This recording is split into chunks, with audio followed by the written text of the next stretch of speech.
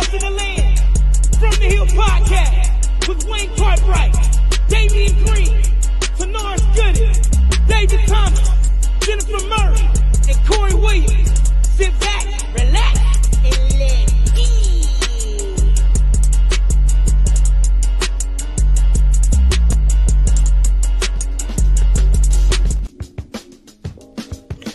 Good evening, ladies and gentlemen, and welcome once again. Fellas, how we doing tonight? Doing great, man. Doing great. Doing great. Doing good. Ain't complaining. Man, hey, that Super Bowl was off the charts, man. Man, it was crazy, man. It was crazy. I know Corey's happy. You know, his San Francisco, well, not happy, but you know, his team didn't win, but they played well. Yeah, they definitely played well, man. Hey, it would remind me of old school football from back in the day. What defense, man? Hey, I love seeing that defense. Right. Yeah. And you know, the whole time, man, like I knew in my heart, if Patrick Mahomes had the ball last, he was gonna score a touchdown. The key was not to let him get the ball. Once he got it, like, yep, that's ball game. Hey, man, that was the key. Hey, he get the ball last. Hey, he gonna take it down the field. Right.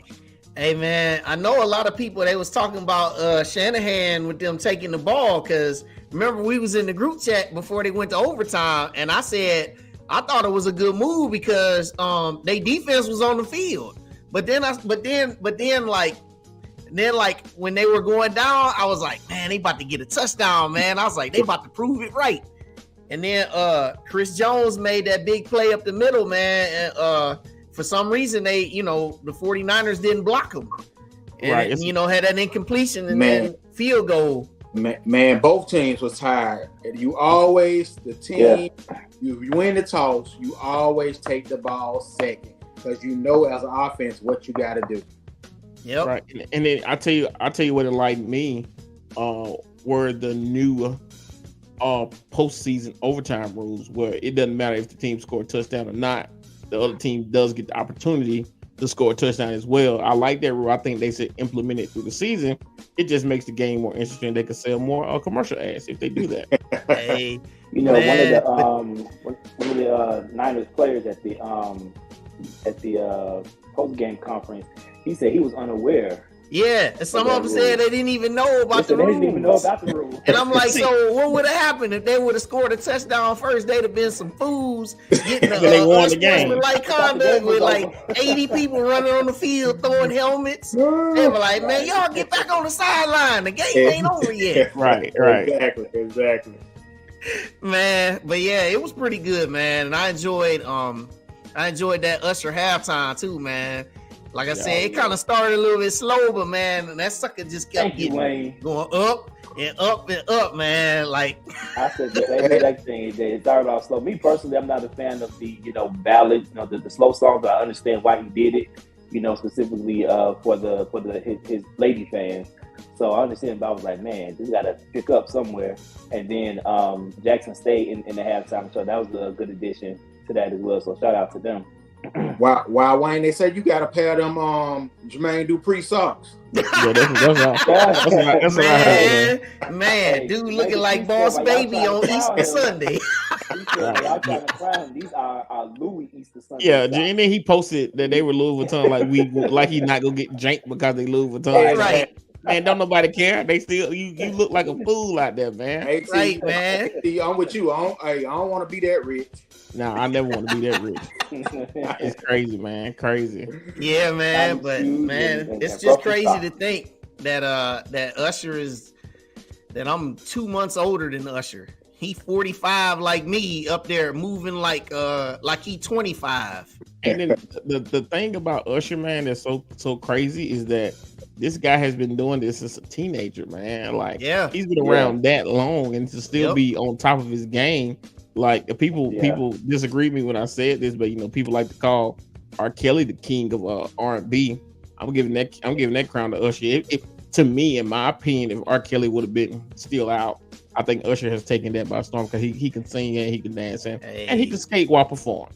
Hey, that dude came out, man, when I was a sophomore at A&M in 97. Like, he had an album first at 16. Right. But that album in 97, man, with My Way, with Nice and Slow. And, that's when you knew he was like, okay, this dude's about to be for real. I just wish he gave more props to Chattanooga, where he from. Yeah, because that's actually where he's from. And also, he did Usher out here hugging everybody else's wife, but he did get married in Las Vegas. He did. He did get married. Usher's a married man now. Yeah, he is. But yeah, man. So it's all good, man, tonight. So shout out to everybody that's joined us tonight. Just make sure that you hit that like button early and often. Subscribe to our YouTube channel. Follow us on all of our social media handles on Instagram, Facebook, X, and also subscribe to our Spotify and our Apple Podcasts. All right, so gentlemen, let's go up tonight with what we got going on. Once again, just letting everybody know, just in case you've been up under a rock somewhere, it is Black History Month. So just as we said last week, make sure you find a publication, do something, attend an event, do something to uplift the Black culture. And been making history since 1875 at Alabama A&M University with our illustrious president and founder, William Hoover Council. All right, so first I want to start with this. Coming up this Saturday and Sunday, take note of this. You can watch on the SWAC Digital Network on YouTube. Last year, our esteemed buddy Mo Carter, he was the play-by-play announcer for the SWAC Indoor Championships. All right, down there in Birmingham. Our men and women, this is one of the best teams that they've had in a while. So we expect some big things. So, if you get a few moments on Saturday and Sunday, be sure to check that out. And now something recent. Corey, you can speak to this one, my brother.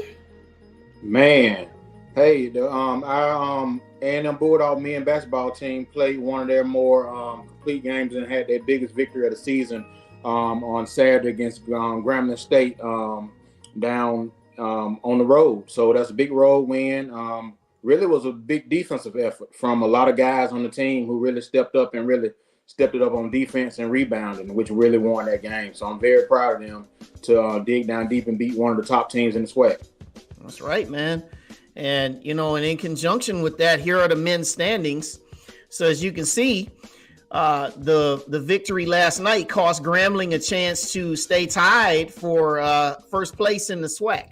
And what it did for us, it kept us in the race, kept us in the fight. It's now created a real big logjam there. So you can see where A&M is. They're sitting there with a tie for that 8th spot. Now, there's still a month of basketball to go. And just so everybody knows, only the top 8 teams make it to Birmingham. So with them splitting on the road at Southern, where they played a very admirable game on Saturday, and winning last night, a 1-1 road trip has gotten them at 5-6. Now, they have won 4 of their last 5 games to get back in the mix. And so now heading up this weekend, you can see Mississippi Valley State with a 0 in the win column. Yeah, we hope that y'all get a win, but make sure y'all get it on Monday night at Alabama State and do not get it on Saturday night at our place. And then UAPB comes in on Monday. All right, so that's where the men sit. So coming up, we'll show you a little bit of the home schedule coming up. But yes, Saturday at noon for the women and 2:30 p.m. for the men against Mississippi Valley. And then UAPB comes up, and then they head to Florida over next weekend to go back and do the return match against Bethune-Cookman, as you can see sitting up there in 3rd, and then Florida A&M. And then here's our women's standings. Our women, unfortunately, lost both games on the road this weekend. Yesterday was horrible. I don't know what. Yesterday was not very good. That was not our team. Jeez. No, it definitely wasn't. Grambling took our women to the woodshed last night, and so with the loss, the women now sit in 7th. They started the road trip in 7th, and they stay in 7th. But as you can see, they're only one game up on Texas Southern, which is nipping at their heels. So they'll get back in action on Saturday at high noon with a chance to improve on them standings. I think I can say that our women probably won't have 14 points at half no more this year. I probably I can probably say that to a 99.9% fact. Hey, Wild Wayne, let me ask you something. How do you think it's good having only 8 teams going to the tournament? What's your thought on that? I do not like 8 teams going to the tournament. I didn't like it when it was a 10-team league. I thought all 10 teams should have gone. With this 12-team setup, what I'm in favor of, I think what the MAC conference, Mid-American Conference, they do very well with their 12 schools is they have they give the top 4 teams a bye. And then what they do is they play on campus games with seeds 5 through 12. And then the winners, they all make it to Cleveland and they start the quarterfinals in Cleveland. So they have a first round on campus early in the week, and then they start in Cleveland with the quarterfinals for a 3-day tournament. Yeah. So that's what I think would be the ideal setup. And then the other thing I want to add, it's funny, I said this to my wife last night, and you guys know we were a victim to this last year. Remember that Texas Southern upset Alcorn on the first night, remember? Right. Yes. And then they got this whole second day off. A&M had the late game on the second night, and then turn around had the second game of the day session against Texas Southern, who had a whole day off. Right. Now, I get it that you have the men's and the women's tournament kind of going on at the same time, and I know that, the SWAC doesn't have the deepest of pockets. I understand that. But somehow, some way, if you're not going to add more teams, you got to do something about that schedule. Correct. Because I thought it was highly unfair that we had less than 24 hours and we're back on the court against a team that was fully rested. Right. Yeah. That's a good point, because I definitely agree. Because if you look at the men and women's, the women game, it's top heavy, but the men, hey, really, anybody in the top 10 probably can get lucky and can run the table. Just from what I've seen from the men playing, and like you said, it needs to be some consideration of those teams not having to play late at night and turn around and play back the next morning. It ought to be some way set up to but that's hard to do. Yeah, because I was there at that game when they played Southern. I mean, it was a great game. I mean, we put a lot into it, but the first thing I said, I remember telling Dr. Bryant, I said, man, this was wonderful that we won. I said, but man, how much energy are we going to have at 2:30? Yeah. I looked at my watch. We walked off the floor at 10:40 and we were back on the court at 2:30 the next day. Go ahead, T. Also, of course, the scheduling has to change. You don't want anybody to be in the seed that we are, but if you go in as a higher seed, you get a better schedule. So, that's true. But I think we were in that spot, though. It is. We were 5 last year. We played that 4 or 5 game. Yeah. If you still need to change though, man, because that is a lot to ask anyone to do. They don't do that in the NCAA tournament that had 64 teams. So I'm pretty sure we can figure it out with just 8. Yeah, and then last but not least, so Saturday. 12 noon for the women, 2:30 for the men. Think pink game. All right. So everybody that's coming out, make sure you wear some shade of pink. And then on Monday night, the all decades party. Dust off that outfit and show up against UAPB on Monday night. I think I'm gonna bring out my FUBU shirt. Or my Nietzsche. Oh wow. Okay. Well, I can tell you this, man. It's gonna be a real challenge for the women on Monday night, because UAPB, they lost yesterday. Their women, it's gonna be a tough challenge for them. But we'll see. Yeah, as y'all can see, we normally play. We step up at home. That's something about our teams. We step up at home, Saturday against Valley is must wins for both teams. You cannot drop that. If you drop that, you might as well cancel the season. Just simple as that. Right, just pack it up. Yeah, so the men, shout out to the men. The men, they did what they needed to do. They split on that road trip. So they won both. They swept at home against the Florida schools, and then they split against the two best teams in the league on the road. So that gave them a chance to, continue to keep that momentum. So we'll see. Everybody just continue to keep supporting and show up and show out. Yep. All right. So our first guest tonight, ladies and gentlemen, as we keep with the basketball theme, he hails from Shreveport, Louisiana. He just got a chance to play in his home state over this weekend. He is number 10 in your program, a 6'3" guard, sophomore. AC Bryant. Let's welcome him, ladies and gentlemen. AC, what's up, my brother? How you doing? What's good? How you doing? I like that intro. I ain't gonna lie. I feel like I was coming out the starting lineup. Hey, man. Hey, he hails from Shreveport, Louisiana. So right. There you go. So, man, so speaking about Louisiana, you got to play in your home state this weekend. How was that, my brother? It's been a minute. I ain't played in my home state in about 3 years. It felt good to see everybody's faces, to come watch me play. I got the good support system to be able to play in Division I level at that, not only play in front of my family at home. So that was a big type of change for me to realize that. So I'm grateful for that. Yeah, and before the guys get into the questions, so just this season, like I just went over the standings. You guys have been playing pretty good ball here lately. Yes, I know you guys went through a little bit of a rough patch where you lost 5 straight, but now you've won 3 or 4. Now you're getting back in this mix now. Right. All right. So walking off the floor last night after you beat Grambling, Coach Hewley says what? In the locker room, he just kept encouraging us how even when we had them 5-game losing streaks, he always said we was like the SWAC champs, and we always listened to it and took it in. And for us to be able to play Graham at home and beat them, that let us know like we could compete with any team in the SWAC conference, and we could beat anybody in the SWAC conference as well. So it gave us that confidence that like we still within this race to become a SWAC champ. So that's what we took in from Coach O.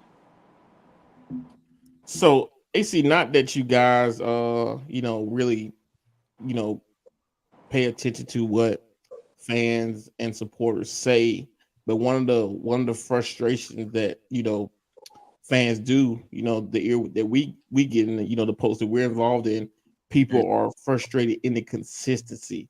Like we see you guys be the top team like Gremlin last night, but then we'll play against somebody that we should beat on paper, but we come out flat.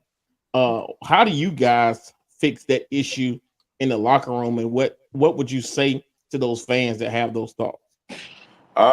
Consistency level, when we like talk about locker room, we hold each other accountable. I'll say that for sure. We'll try to correct things in practice. But we always know what the fans be saying. We don't really try to pay too much attention to it. We try to stay within our own circle with the coaches and the players to be able to like succeed through. But consistency, that is one thing we do got to work on. But I feel like the only reason why we had this 4-game winning streak or, winning is because we hold each other accountable in practice and we pick each other up when we down, like not get discouraged or of our seed, of our losing, all this, that. So I'll probably say holding each other accountable for us to stay consistent. That's how I say it for sure. Got it. Well, keep that accountability together with the team so we can keep that consistency going. Gotcha. Hey, AC. One of the things that I saw, you all lost your leading scorer in Dalen Smith, and one of the I would say one of the captains of the team. What did you all do to bounce back from that as a team? What kind of changes and what do y'all do to get it together to really? Because I saw one of the things that I saw is a improved defensive thing from some of the. From some of that bench and some of those players. I seen an athletic and a defensive team. Tell me, what do y'all do to pick him up and to come in and execute as a team? Well, for one, I can't even lie to you. Dalen's an outstanding player. He's an amazing person on and off the court. So for us to lose him, he was like one of our biggest leaders. Like we all looked up to him. And so what we did was, like I said on the question you asked, we came together and we all basically just told ourselves we got to step up now. Like we lost a senior who'd been in this league for 4 years, started as a freshman. So that experience is gone. So now everybody got pitch in different types of like they talents to be able to come together and win. So I was probably like when we lost Dalen, we all looked at each other like we really got to come together if we want to really succeed in this, because losing Dalen was tough because he helped us a lot. I can't even lie to you. Well, that's great. I'm glad. I'm pretty sure he's proud of how y'all are just rallying behind him. Yeah, he is. So AC, you guys are like, halfway through the season. What would you say for the team and you individually? What has been the most challenging part of the season for you guys thus far?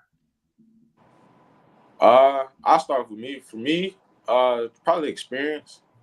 Trying to learn, because I came from JUCO. Now I'm playing Division I, which been my dream this whole time. So probably adjusting to the game, the schemes of the game, how people play, the physicality. But as a team, probably the most challenging with us was losing non-conference, and we only had one win out non-conference. So we was like, are we really ready for this? But like I said, coming together and holding each other accountable in practice really helped us a lot to be able to say, okay, we could do this, we could win. We just beat the second or the top team in SWAC. So SWAC champs really anybody game now. So I feel like that's been the most challenging, us losing, but now we starting to find our rhythm and starting to come together as a team as a whole. So yeah. Yeah, and so you just talked about you came from JUCO, all right, and we started off by talking about Shreveport, Louisiana, and Ron Hunt wanted to just say, "What's up, Shreveport, Louisiana?" And he wanted to say, Shreveport, Louisiana, home of Robert Parrish and football great Terry Bradshaw. But coming from Louisiana, man, just talk about when you started playing basketball coming up, man, when you started playing basketball, when did you really know? At what point did you really know, hey, I really got something here. I think I can go play in college. So I was, it all started. I picked up the ball when I was 3. That's an everyday story for us. But I probably really, when I started taking it serious, when I really wanted to really be the best, I told my brother-in-law in 7th grade, I really want to take this serious. I really want to go to the NBA. So after 7th grade, we've just been working and working. But around my senior year of high school, we had COVID. So, schools weren't really recruiting like that. So I ain't gonna lie, I didn't know I was gonna get this far dealing with that.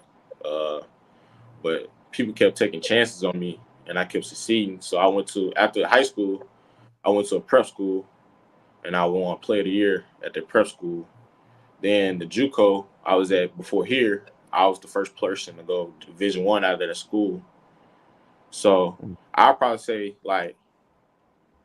my story's always been underachiever. Not too many people been taking chances on me, but for the ones who did, I'm grateful for that because it got me where I'm at now. Now Coach O took a chance on me by giving me a scholarship, and I'm very happy and thankful for him giving me a scholarship and taking a chance on me. So probably my work ethic.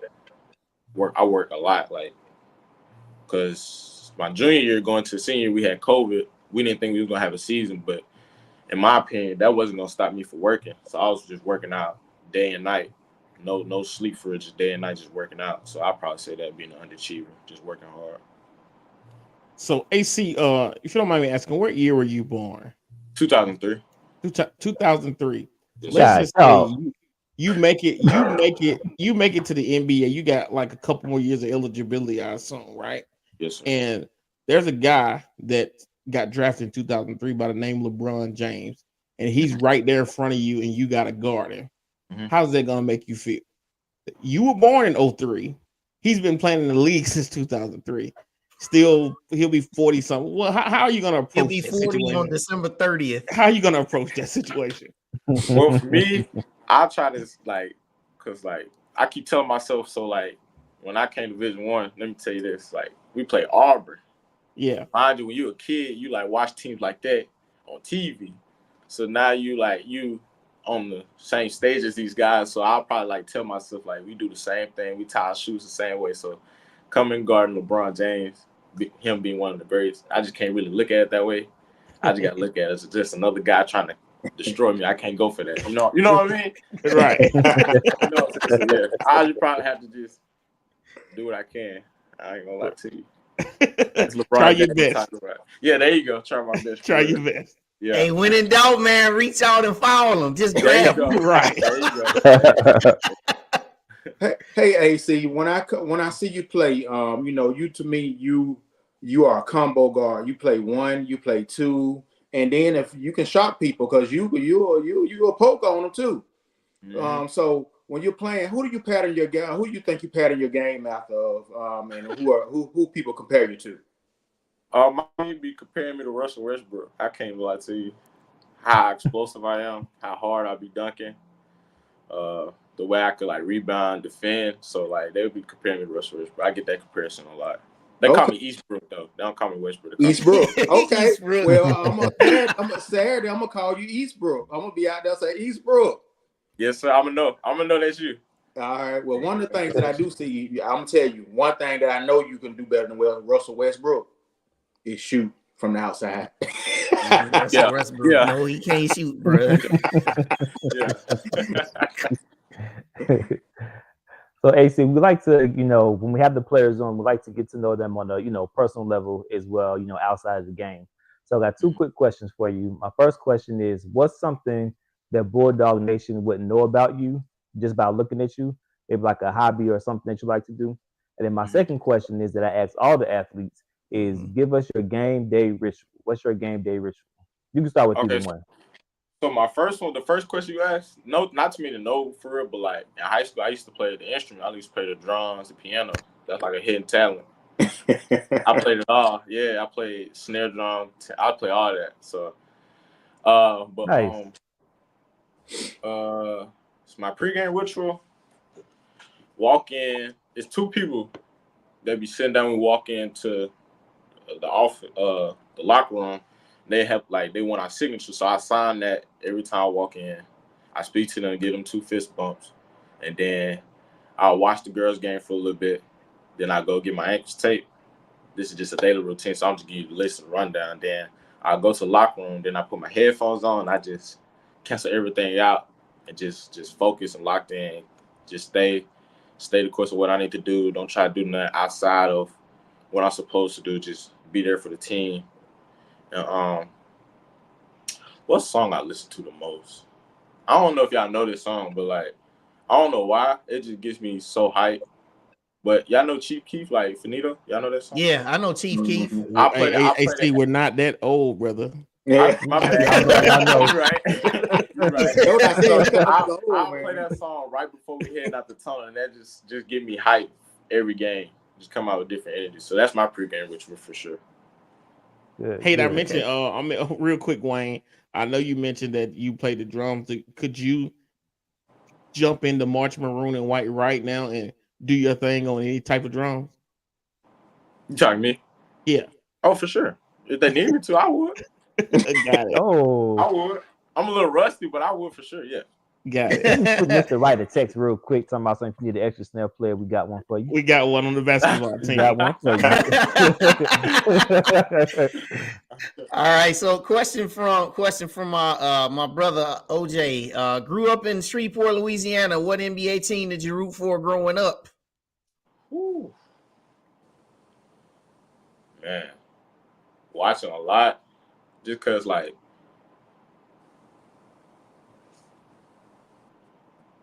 when I was younger, growing up, I'd probably say Dwayne Wade in the Heat. Dwayne Wade was a big inspiration for me because his size, his athleticism, and then he played alongside LeBron James. I'll never forget when I was young, I used to grab a marker and just scribble on me like saying I wanted to be like LeBron because he had tattoos. My mama didn't like that though. She didn't like the tattoos and all that stuff. But Dwayne Wade in the Miami Heat for sure, growing up for sure. That's what's up, man. Yeah. So I got two things for you. We'll get you out of here on this. First off, I want your PSA and just your thoughts about mental health, and then just your approach to mental health. That's the first thing. Mm-hmm. I take mental health very seriously. I feel like it's a big deal nowadays in this age and time because it's a lot just happening for college and below. You know what I'm saying? Like, you got student athletes trying to maintain their grades, trying to do their best in whatever sport they play, still trying to socialize. Like, that's a lot on a student athlete, I'll say for sure. And if you take your classes serious, I know that's like another, because I take my classes serious, so that's just another part of on your mental health every day as well. So like, I'll check in with my teammates every day to see if they good, because I know like depression is a real thing out here, and you can never know. Like, some people have the big smiles on their face, and you would never know they're going through something. So I try to check in with my teammates every day because I know mental health is real, for sure. Yeah, absolutely. And then now kind of kicking into some of the cool things, some funny things before we let you go. Mm-hmm. The next one is, I want your best Coach Otis Hughley impression. Oh man. Oh my gosh. He always come to me though, like he always telling me I gotta defend better. He always be like, we walk in and say we at the airport, right? We just get off the flight. We finna get our bags. I'm sitting down, my headphones on. He'll walk over to me and be like this. He'll tap me. Say, hey man, you gotta play better defense, man. You're not guarding nobody, man. Like, you know I hate be talking to stuff like that. And then all he talks about, I can't lie, all he talks about is basketball. So like, he'd be like, I love y'all. I treat y'all with respect. I just want y'all to be the best y'all could be. But y'all gotta play some defense. Y'all not playing no defense. He's so big on defense. He will always bring up us not playing defense. I can say that for sure.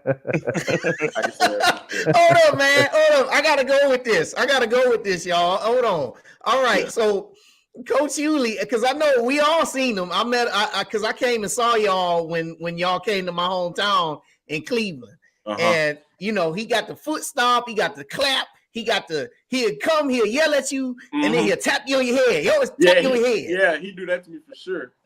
So boom, right? I fan you, right? I'm guarding. I got the clip that's funny. I'm guarding 3 people in one possession. Then they scored on the shot clock. It's cool. He clapping. How does he beat you, AC? How does he beat you? I'm walking over there. I explained to him what happened. And then he said, "Oh, okay," and then smacked me in the back of the head. My head leaning forward. I said, "All right, cool, my bad." You know what I'm saying? So he does that. But he always try to make sure, like, you feel loved and welcome too. I can say that for sure. No matter, like, how hard he get on to you, he always going to make you feel loved. So I can say that, yeah. Bet, man. Bet. Hey, AC, I got one more. Hey, pound for pound, who is the best player on the team? I'm putting you on the spot. And then who think they the best player on the team? I think I'm the best player on the team. I just sometimes, it's just not my time for y'all to see. If you think about it, look who's in front of me, right? Right. Dalen Smith. I can't lie. Like, Dalen Smith, just the work he put in, me and him, we decided to stay over the summer this year.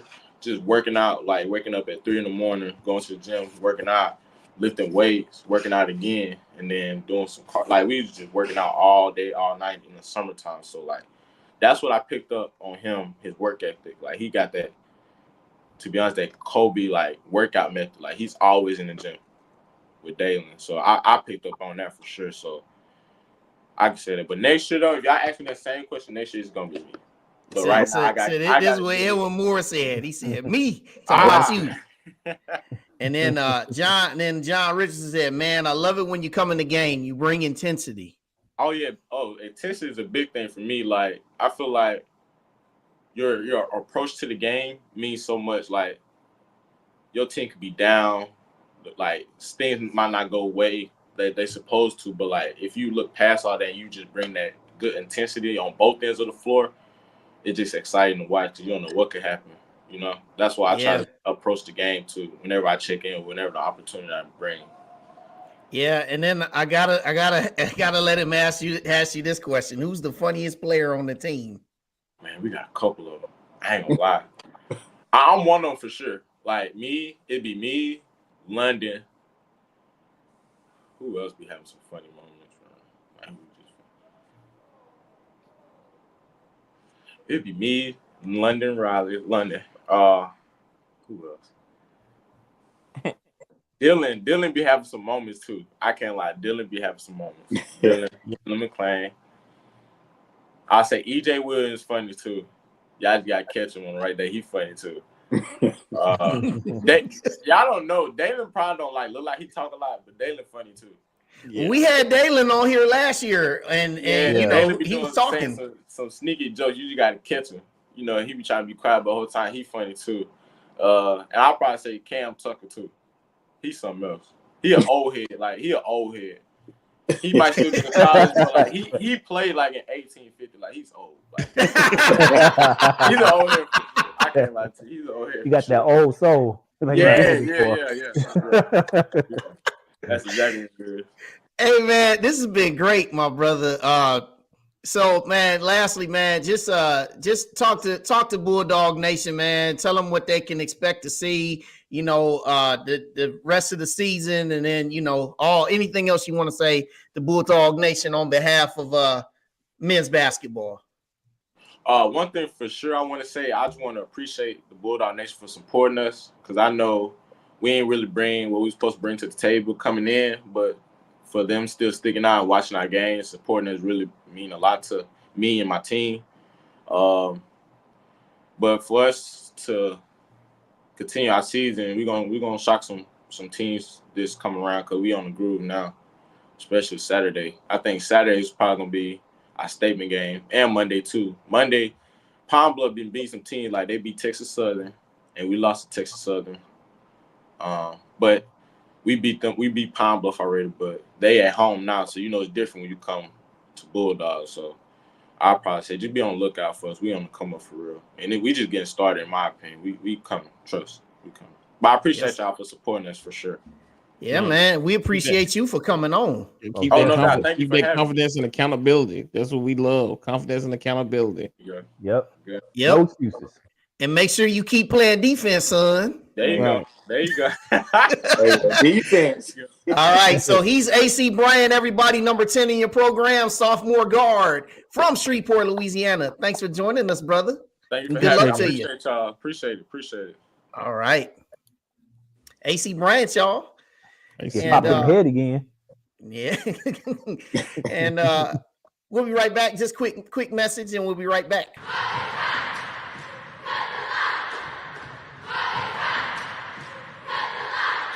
These lines is way too long. You need to cut it. These lines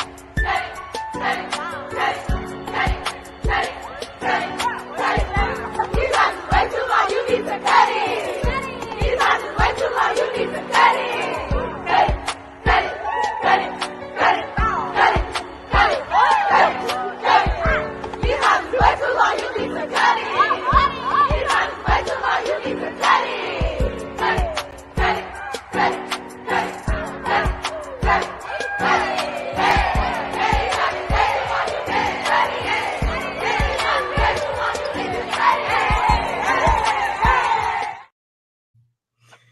Right.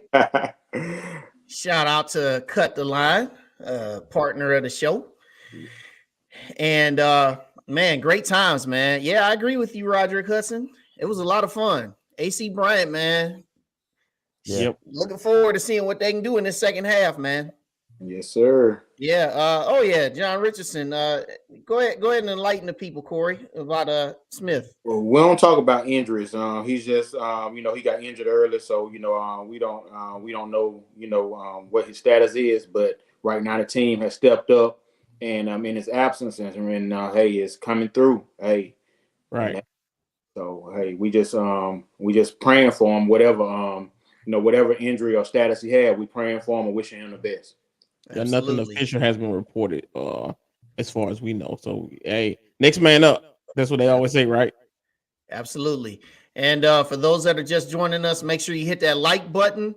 And then also across the bottom of the screen, you can see we've got a very busy schedule of sports. Every single spring sport, along with the winter sports, are all in session. Everything. Yep. Men's baseball, they kick off on Friday. They'll be the last ones to get started. But golf, tennis, all of it, bowling, track, it's all going. So everything across the bottom. All right. So our next guest this evening, he is a very loyal and very faithful former Bulldog running back coach. Just recently, he was named the head coach of Hazel Green High School right there in Huntsville, Alabama. T. Gooden knows this gentleman very, very well. So it gives us great pleasure to bring on the very wonderful and esteemed Coach Farrier. Welcome. And you got to take yourself off mute while we're welcoming you. You got yourself on mute, Coach. There you go. Thank you very much. I appreciate it. Yes, sir. Yes, sir. We got you now. So, Coach, you've ascended now from Huntsville. You decided to keep the Huntsville roots, and now you are assuming the head post at Hazel Green High School. So I just kind of want to start there because I know we're going to talk a lot about your A&M experience, but talk about the decision to take the Hazel Green job and talk about just early on how you've been able to, what you've experienced so far in the job. Absolutely. It's been a little bit of a whirlwind, making a transition from coaching in college football, having some experience in professional football during my career, and making a transition to high school. At the end of the day, I'm still doing the same thing. The age group is just a little bit different. But as I got to a point where it was time to make a change, at A&M, I had a really good 5 years at A&M. We got a chance to win a championship, and I made some really, really great friendships during my time and felt like I did some really great things on the hill while I was there and enjoyed my time. But when it was time to figure out what to do next, I like this area. Huntsville has been a fantastic place. The people are great, close to a lot of different places. And some people had kind of put my name out there for some head high school jobs. And, I was a little bit hesitant. If you know me as a coach, I'm an aggressive guy. And I've always been a little bit fearful for how I would handle parents in high school. You don't have to deal with parents as much in college. I can just kind of get into our kids and push and drive and motivate them. And in college, when the parents bring their kids, we say, hey, drop them off. When they call home to complain, hang up on them. Tell them, go deal with your coach. Don't come back. Don't come pick them up. Leave them alone. We got them. And, so we with those kids, at a minimum in the beginning, 3 or 4 months. Well, in high school, the kids go home and complain every night. So, my first couple of meetings, I told the parents, I said, hey, the kids ain't going to like everything that transpires as we make this change, in culture and mindset. So just believe in me, trust in me, and give me an opportunity, to coach your child and help them become a better young man, teach them how to become a champion and get them prepared for whatever is next. But I had a chance to interview for the job, visited with the principal, Dr. Hedden, and the athletic director, Mr. Jackson. And the interview was scheduled for about an hour, and we ended up talking about 3 hours and 15 minutes that very first day. So, they got a chance to kind of pick my brain. I got a chance to lay out a vision and lay out a plan. And really, that kind of set the foundation. And after I came out of that interview, Dr. Hedden and Mr. Jackson were like, hey, well, we're going to interview 4 or 5 more people. And we'll get back to you in the next week or so. And kind of in that time, if you know my background, this is a big Alabama area, so everybody loved Coach Saban. Well, I spent 2 years with Coach Saban. So during that time of leaving that interview, waiting for the call back for the second part of it, I found a way to slip him a nice little recommendation letter that I had from Coach Saban, from the University of Alabama, and that kind of tilted the scales a little bit. Where you get a recommendation in there from the greatest coach of all time. And, that gave me an opportunity, and they ended up calling me back, and I was fortunate enough for them to offer me the position and have a chance to lead this program. So it's been exciting, a lot of meetings, a lot of trying to get caught up to speed, learning and meeting our players, learning and meeting our parents. I've had meetings with community partners, banks. Today I had a meeting with a big sponsor who's going to sponsor a big wing fest that we're going to do here in April, which will be sponsored by Zaxby's. And just meeting with community partners and trying to find a way. Really, a big part of coaching in high school is fundraising and finding ways to manage and run your program. So that's kind of my forte. My college undergrad degree is I double majored in economics and accounting, and I was in corporate America before I got into coaching. So business deals and raising money and cultivating relationships is one of my strengths. So I've been able to hit the ground running, get into a bunch of these meetings, try to pull in some new sponsors and community partners, and trying to win the parents over, trying to win the kids over, in the process as well, trying to hire a coaching staff and evaluate the guys who are here. So there's a myriad of things going on all at once. And it's high school, but most days I'm in this place, man, till about 10, 11 o'clock. Last night I was here till 11 o'clock. School is out at 3:30, but we got a job to do. We got a lot of work to do, and we're gonna dig in and try to find a way to get it done. What's up, Coach? Man, glad you made it, man. So you do have a tough job ahead. The past couple of 2 or 3 seasons at Hazel Green have not been good seasons for the school. How are you going to go in and give the kids confidence and the parents and the teachers that Fred T. Farrier is gonna bring a winning attitude to Hazel Green High School? That's a great question. And, I think that's probably every coaching change in America, especially when you have a program that has not experienced success. That's kind of the $1 million question. And, that's the exciting part of it, T. Gooden, man. Having a chance to come in here and see these kids who really want to be coached, kids who want to win games, kids who don't want to be viewed as the worst team in the region or the worst team in the area. They want to figure out how to become a dominant football team. They want to figure out how to become a dominant player. And to be able to be in a position to be the catalyst that changes the mindset and changes the culture is really why I coach. As a coach, you're really a change agent. In most instances, you're going into an environment that has not experienced a whole lot of success, and you got to find a way to rejuvenate the players, their excitement level, their level of preparation. They're from a physical standpoint and a mental standpoint.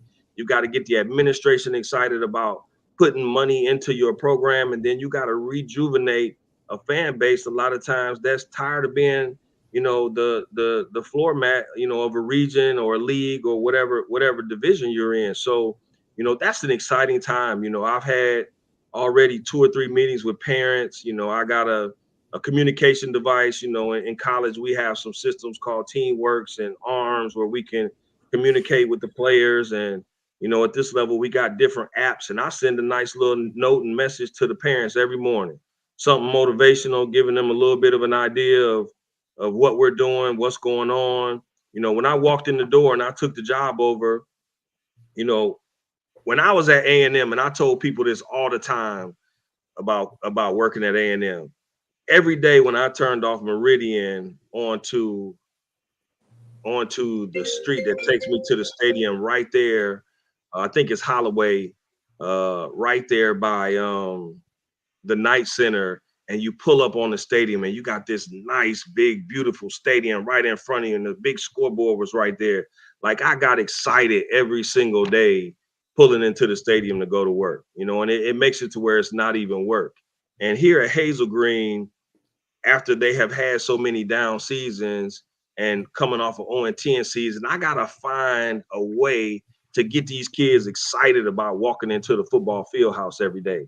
So my number one task is to kind of clean up the field house, get the carpets clean, change the signs around, put a fresh coat of paint on it. And one of the first things I did was I got with the parents and I said, hey, I need some cleaning supplies because we got to clean this place up. I need some vacuum cleaners. I need some Swiffers so we can get the spider webs out of here. You know, we're going to clean up the bathrooms. We know we got a maintenance team, but this place should smell and look pristine every time our kids walk in the building because there's a lot of work that's got to be done in this building. So, you know, in my first week, man, I've been at Sam's Club and I've been at Walmart buying vacuum cleaners and Swiffers and Pine Sol and gloves and we getting ready to roll our sleeves up and make this place, man, something where our kids can get excited. Today was one of the first days I got the little smell good machines spraying out the scents and all that kind of stuff. And the kids walked in the locker room today and they were like, man, coach, what you doing here? You know, and I said, hey, man, we got to create a place that y'all going to be excited about. I said, it smell good, don't it? And they said, yeah, you know, I got a little mango for them in there. You know, and they had that mango in the locker room. I'm working on the feng shui up in here, man, trying to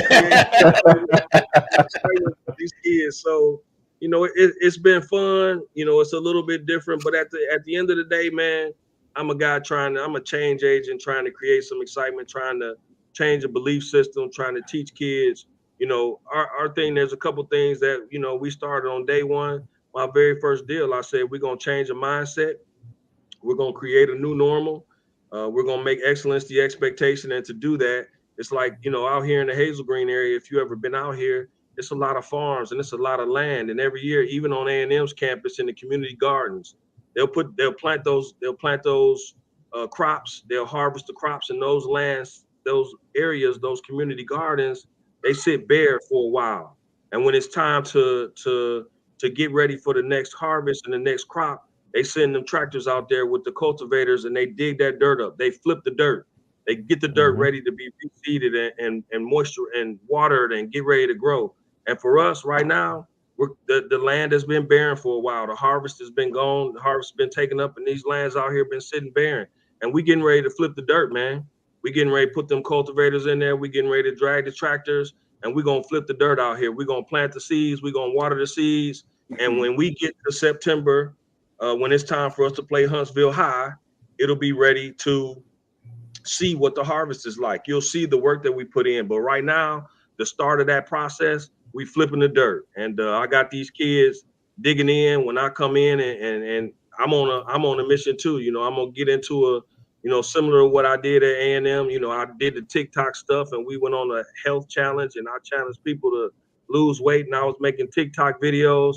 We're going to do the same thing out here, man. We're going to get ready for the season. I'm asking our players to dig in and do more and to flip the dirt and to make excellence the expectation and to do all those things that I'm asking them to do to change their mindset, to put them in a position where they can compete consistently at a high level. I'm going to lose some weight. I'm going to get in here and I'm going to challenge myself to lose 25 pounds. And we're going to start a parent group that's going to work out, you know, a couple days a week. And we'll do this thing together. It's really going to be a community effort and the fruits of our labor will come forth when we play those first games and we get into the season. And I can guarantee you one thing, we will be a different team when we play this year than they were last year. We'll compete, we'll play hard, we'll have a chance to make some plays, and we'll give ourselves a chance to win some of these games. You know, I'm not going to sit here and tell you we're going to go 10-0, we're going to win a state championship, but I'll guarantee you we'll be a well-coached, disciplined, fundamental football team that's going to play hard for the 48 minutes in a high school football game. We're not going to have a lot of pre-snap penalties. You know, our kids will understand situational football. They'll be in good positions. We're going to teach them how to tackle. We're going to teach them how to run. We're going to teach them how to catch. And hopefully we can find a way to score one more point than the other team. And I know that was a whole lot in a short period of time. I spit it out real fast. It's 100. It's 150 dudes ready to play right now. They ready to scoot it up.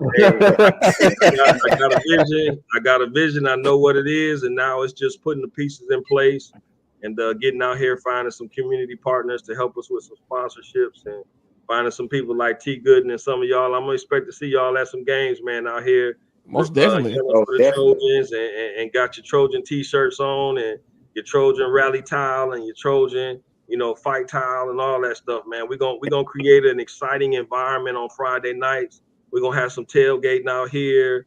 We're gonna get some different community partners involved. It's gonna be a really good deal. I'm excited about it. And I think our community is gonna be very happy with the product that we put on the field. Yes, sir. Hey, Coach Farrier. Hey, we definitely gonna support you. One of the things this ain't your first rodeo. You've been a coach, head coach. You've been a position coach on different levels, and you also handle recruiting. Okay, what I want to ask, since you've been a recruiting coordinator on the college level, you've been experienced with recruiting. Now you on the high school level, you have guys who have aspirations to play at the next level. Tell me, how do you translate that on the high school level, since you've had that experience on the college level? What would you what do you do on the high school level recruiting, since you got so much experience with your college level? I think initially the beginning of that program, the beginning of that process is to just educate the kids and the parents about what the NCAA is, what the NCAA Eligibility Center is, and what it takes for you to be eligible.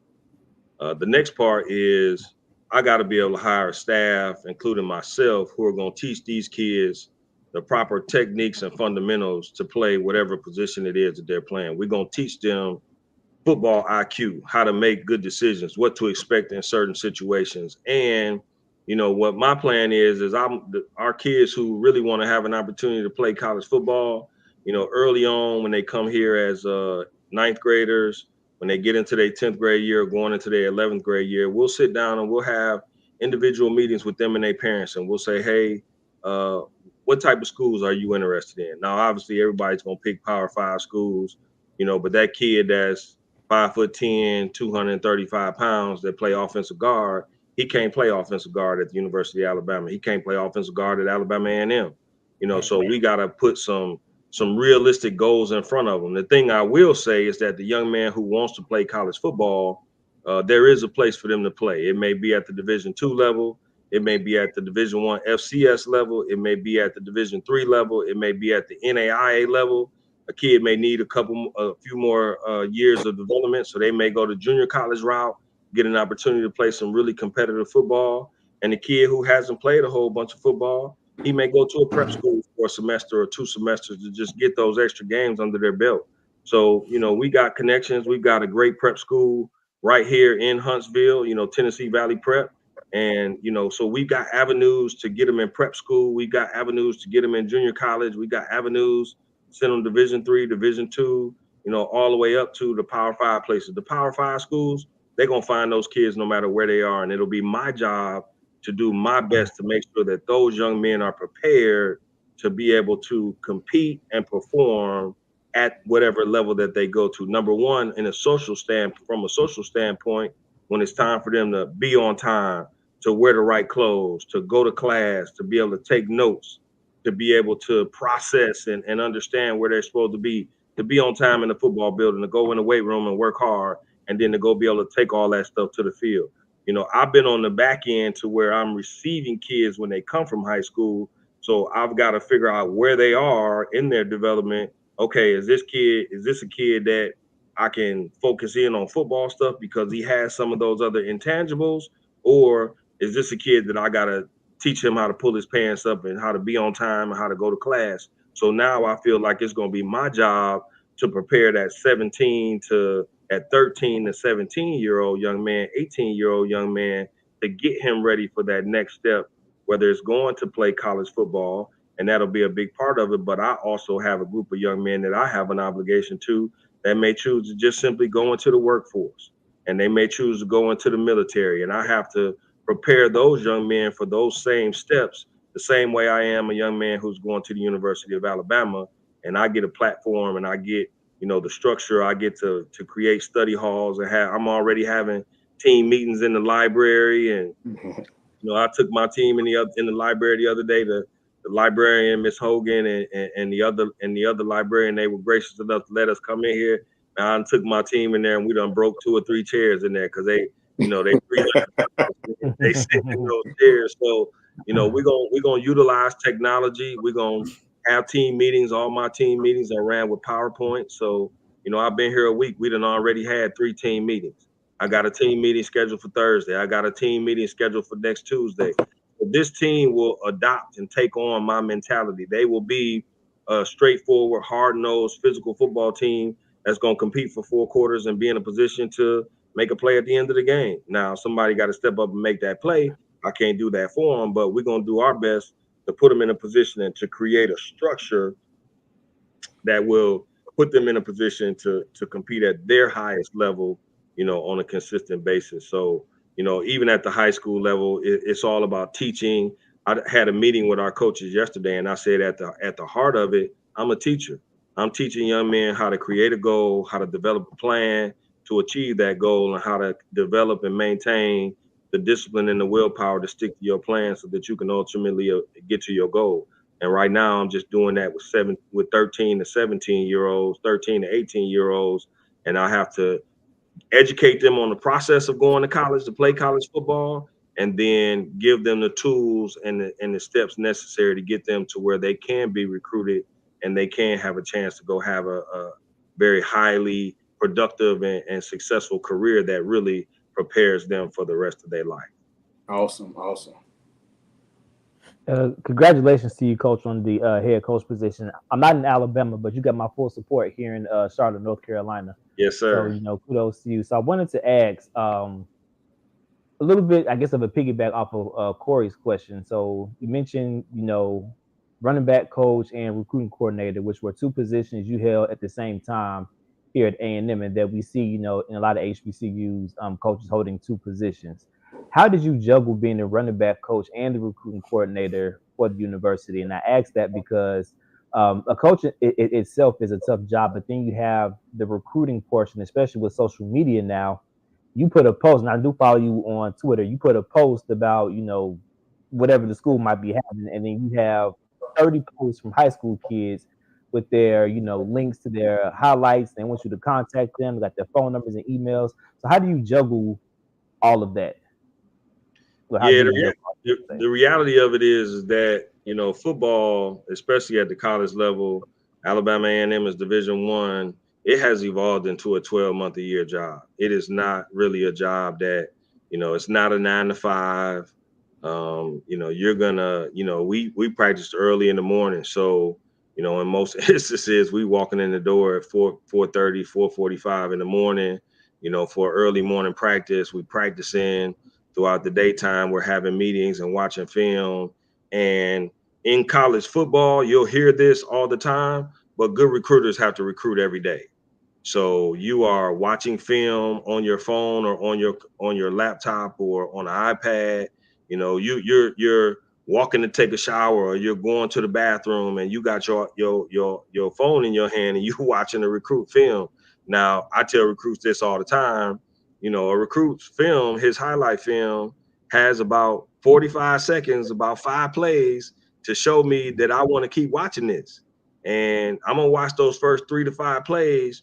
And if it's a skilled offensive player, if the first 3 to 5 plays ain't touchdowns, I'm probably gonna stop watching that film and just go to the next one. Because in college, you don't need kids who are good players. You need kids who score touchdowns. You need kids who make tackles. You need kids who make sacks. Offensively, you need kids who get in the box, not that kid who showed you this play where he makes 5 players miss and he breaks a tackle and it's an 18-yard gain. Hey, that's great, but you still got 62 yards to go if you 1st and 10 starting on the 20. And when you at that moment in time, 77% of those drives still end in a punt. So that 18-yard play where you broke 5 tackles don't really do a whole lot for me at the college level. So we need guys who can make the band play and get in the box and score a touchdown. And defensively, you got to find a way to get guys who make interceptions, who get sacks. But even when you get off work at nighttime, you're going in your office to watch film. For me, I might get home at 9, 10, 11 o'clock. I probably got a little bit of work to do game planning wise because I was also doing special teams.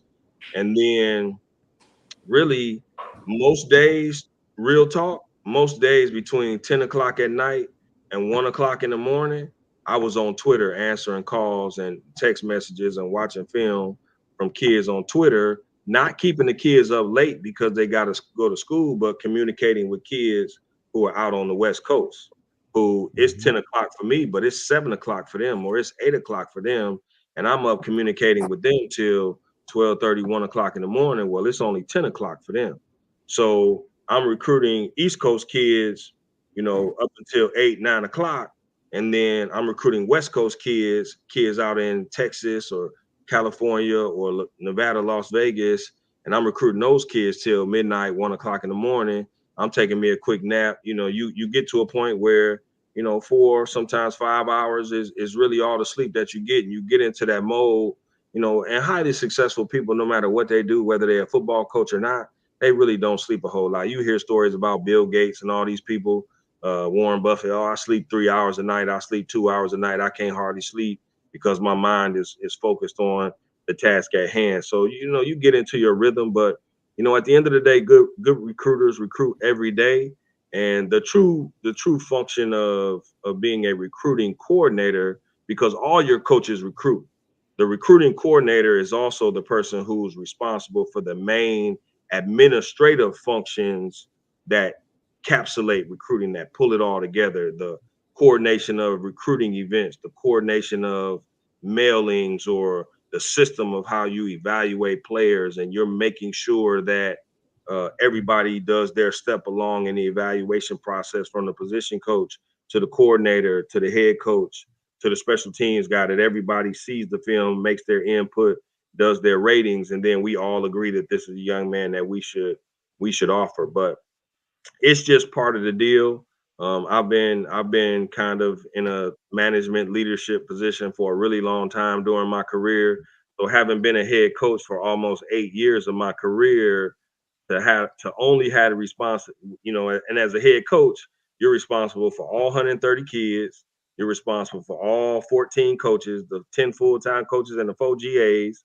You're responsible for all your auxiliary services, the trainers, the equipment people, the managers, the filmers, the social media people. They're all walking in your door throughout the course of the day with their issues and their problems. Hey, coach, how do I fix this?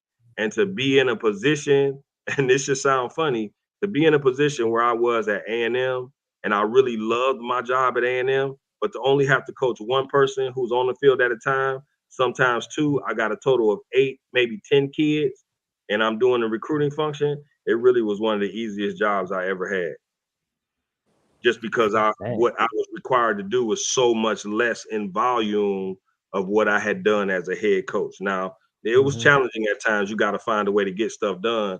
But from a volume standpoint, that was a really, really, really manageable workload for me of what I did at A&M. And I think that's one of the reasons why I was kind of able to thrive and do some things that were a little bit different and be able to think outside of the box and stuff like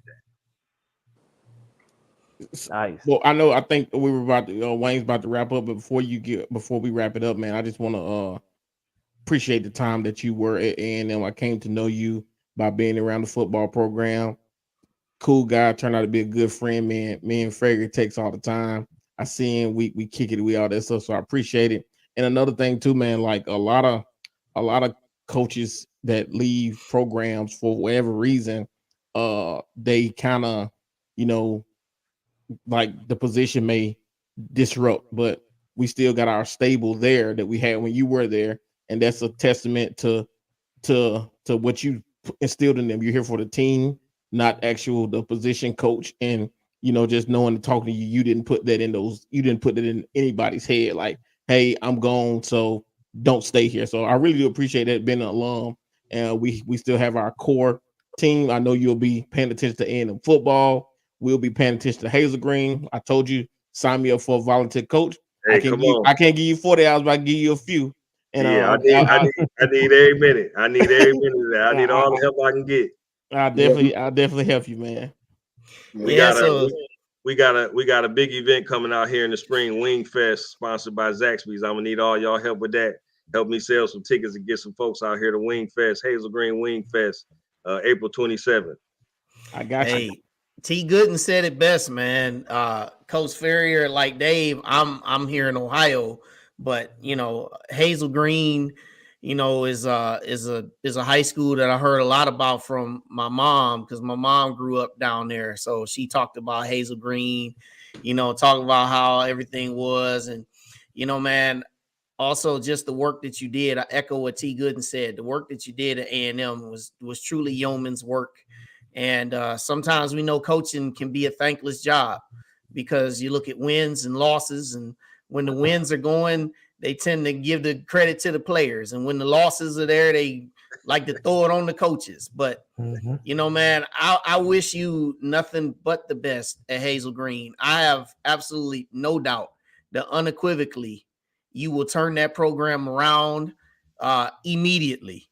You guys will win games. I ain't saying win a game. You will win games this year, because what you just did over the course of a half an hour, the stuff that you said, ladies and gentlemen, if you are not motivated to play for Fred Farrier, I don't know what else is wrong with you.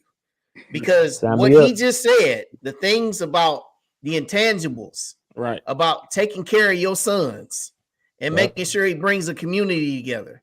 These are the lost arts of coaching. I know wins and losses are what you guys want to talk about, but I am so thankful that you said this. And everybody, support Hazel Green High School, support Fred Farrier. My brother, thank you for coming out with us tonight, and we will definitely have to catch up with you again. Yes, sir. I definitely appreciate it. Now, are you in Cleveland? I'm in Columbus, but I am from Cleveland. I got you. I'm from Cleveland as well. I'll be in Cleveland in a couple of weeks, man. Okay, yeah. We got to catch up at some point in time anyway, though. That's what's up, man. All right.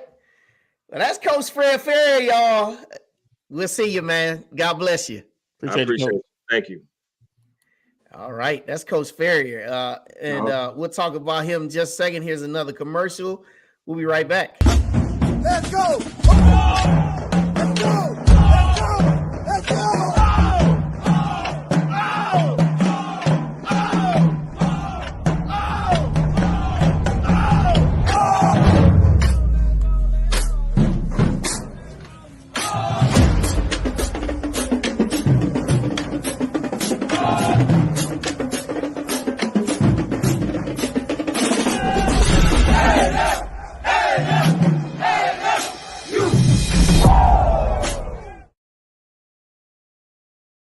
Hey, man, I love that one.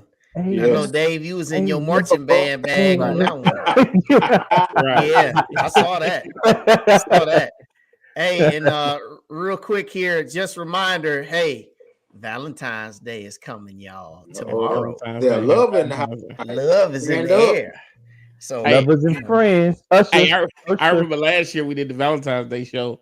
We did. You know, Corey and his wife was talking about how Corey didn't pick his wife on his, I think, softball team because he said he didn't want to be on it. I never forget that story. I never forget that story.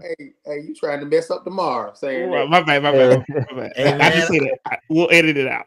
I remember that voiceover I did, man. I was like, man, I ain't do it, man. We ain't going back to them days. Right. Voiceover. No, man. But hey, love is in the air, man. Shout out to my wife, Jacqueline Cartwright, man. You know, she allows me to be able to not just do this show every single week, but also to be able to run around the state of Ohio officiating track meet. So, you know, Corey's married, and you know, yes. You know, and everybody, shout out to everybody who's married, got your significant others. Those that are still figuring it out, it's complicated, you know, hey. You know, but yeah, make sure you get with somebody you love tomorrow. And, well, since Wayne shout out, you know, I had to shout out my wife, Tamara Williams. You know, hey, I couldn't do what I do without her. And she's the great wife, mother of my two kids, and you know, I'm just thankful and that hey, I got a support system that who was with me 100%. Well, since these guys shout out theirs, I want to shout out the lady that I don't have right now, but if you're watching, baby, you know what I'm saying? Hit me up on Facebook, you know what I'm saying? Hey, I'm ready. Hey, DM, got DMs, you know. Shoot me a DM.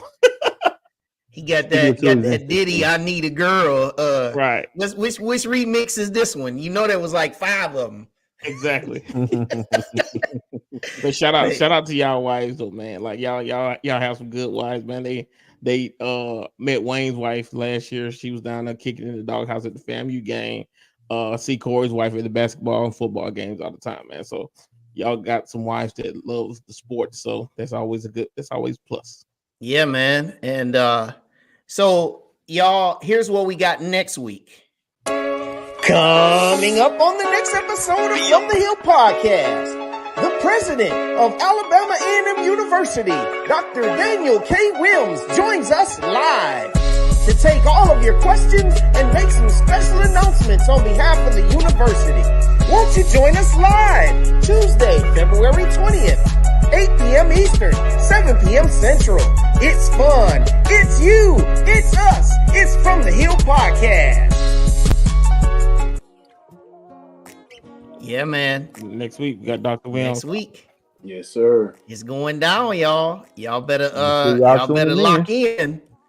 Like I said, tell everybody. We want to make sure that everybody gets a chance because there's going to be some things that are going to be said, some special announcements, and everybody will have a chance.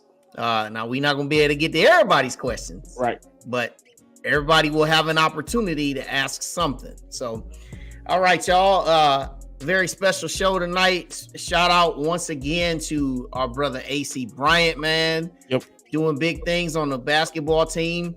Also, shout out to our brother, Coach Farrier, who joined us, head coach of Hazel Green High School, former running back coach and recruiting coordinator for our Alabama A&M Bulldogs.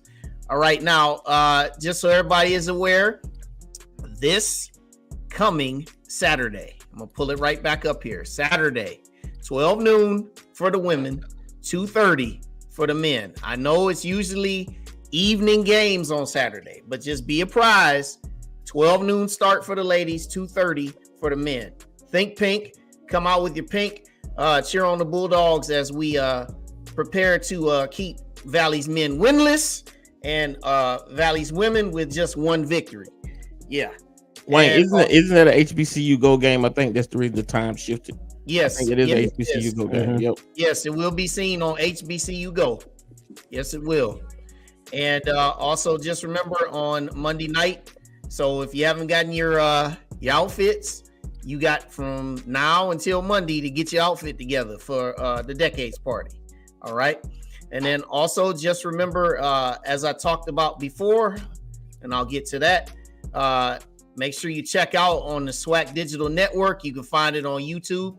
It'll be the SWAC Indoor Track and Field Championship happening also on Saturday and also on Sunday. So you got prelims, sprint prelims on Saturday, along with distance medley relay final. And then on Saturday or Sunday, you've got all the finals. So shout out to them. And then also remember, we got softballs in action. Baseball gets started this weekend. So if you have not had a chance, download the Bulldog Sports app. It has all the information, tells you all the start times, tells you if it's televised, tells you all the things where you need to be. Also remember Bulldog All Access. There are five more home games. All right. So with the 5 home games, if you're like me, you don't live in Alabama, or if you do live in Alabama, but you got a lot of stuff going on and you want to catch the game, you watch it on your phone, you watch it on your digital device, watch it at home on your television, Bulldog All Access, get you a day pass, a week pass, a month pass, and finish the rest of the season. Okay. Gentlemen, this was a wonderful show. Something that we used to do, but I want to do. Corey, final thoughts, my brother. Hey, awesome show.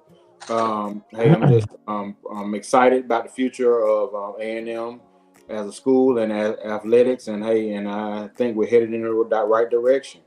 And and Coach Farrier said he got a position for T as a water boy, so that's all good. T, you got to go right behind that. I know you ain't gonna go out like that. Take yourself off mute while you're doing it, though. You're a good call. I never got caught on mute until tonight. But yeah, just echoing what Corey said. I'm always happy about the direction that A&M is going, and not only just athletics in school in general. Good having AC on the show, man. Real good kid. Glad that he was able to make it tonight. Glad to see Coach Farrier on here. Still being here in the community and being successful, trying to get those kids going in the right direction. At Hazel Green, like he said, coaches is not just coaching football; is creating, it's helping matriculate young men, teenagers to be young men, and we need that as a community for good adult leaders to help with the young men. And if he needs me to be water boy, I'll make the best water possible. And Bobby Boucher water. Right. Dave, final thoughts. Yeah, I echo the same things T. Gooden and C.K. Williams said. I just want to also encourage everybody that's in the area to come out and support the men and women's basketball team for the rest of the home games. They need that support there. As plenty of players have always said, they feed off the energy of the crowd. So we need everybody in the stands representing both teams. And don't forget to donate to $5 Friday. Yes, sir. Yes, sir. Yes, sir. So I'd like to thank everybody that tunes in every single week. It's me, Brand, Chuck Hunt, Demetria, all of y'all. Y'all know who you are. Everybody that tune in every single week, man. Y'all do some big things for us. Right. Shout out to our illustrious athletic director, Dr. Paul A. Bryant, the entire staff, Ruben, Brian Howard, Abby. Shout out to all of y'all, because y'all support this program like none other. Like I said, next week, Dr. Williams will be on here. It's going up. So we like to thank y'all for tuning in and also remember, I'd be remiss if I didn't remember our other two hosts, DT Green. In this busy season with school, y'all continue to remember him because he works so hard. And then also Jay the Great out there in the Mardi Gras streets. Mm-hmm. Maybe we see her next week. Mm-hmm. Right. All right. So, right. So for Just Dave, David Thomas, Corey C.K. Williams, T. Gooden, I am your man, Wild Wayne Cartwright. Thank y'all. God bless. And we will see you next week.